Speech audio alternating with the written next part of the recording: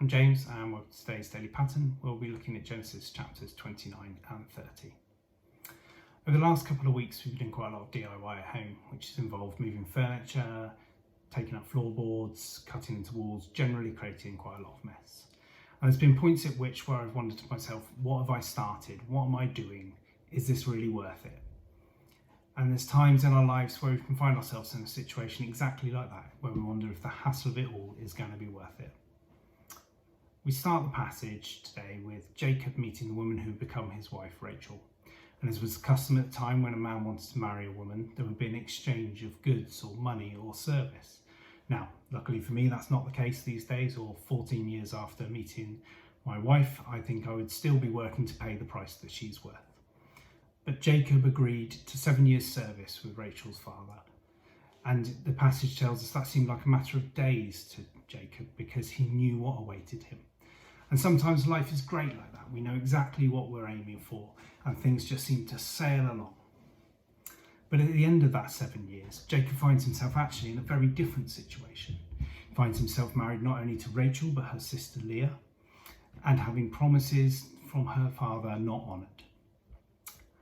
And he must have been quite confused by this, because what had started out something so simple, so obvious to him, had turned into a very different situation. And we can find ourselves sometimes in that situation where we don't know why something has changed, and it can be really difficult to understand. And then there's Rachel, who for 7 years had been waiting to marry Jacob and finds herself not his only wife, but also unable to bear children, which at the time would have been something quite significant. And I imagine during this time, she found that quite difficult to understand. And we see in the passage that she tries to remedy that situation, and actually it makes it more complex and more difficult. And we've all had situations where no matter what we do, it seems to make the situation worse or more complicated.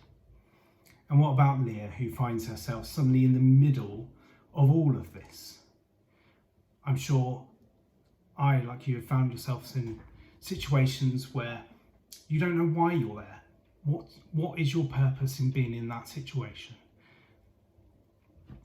But as we read through the passage, the one thing that is consistent is that God is there. He is listening, he is providing all the way through the passage to all the people that are calling on him. And in our lives, God is there as well. Sometimes we might not be able to see it, as I'm sure it points during this story that Jacob, Rachel and Leah really couldn't see where God was in the situation. But God saw the whole plan. And as we'll see over the coming days, for Jacob and his family, that was quite a significant plan.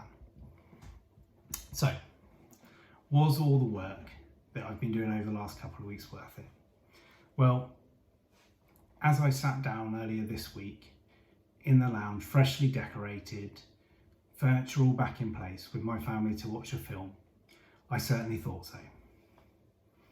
Sometimes it's easy for us to get lost in the despair of the situation, to forget about why we're doing something. But if we hold on to the truth that God has a plan for our lives to ultimately benefit us, we know he will be listening, we know he will provide. Now that might not always be how and when we expect it, but that's because God is looking at the whole plan and not just today's plan.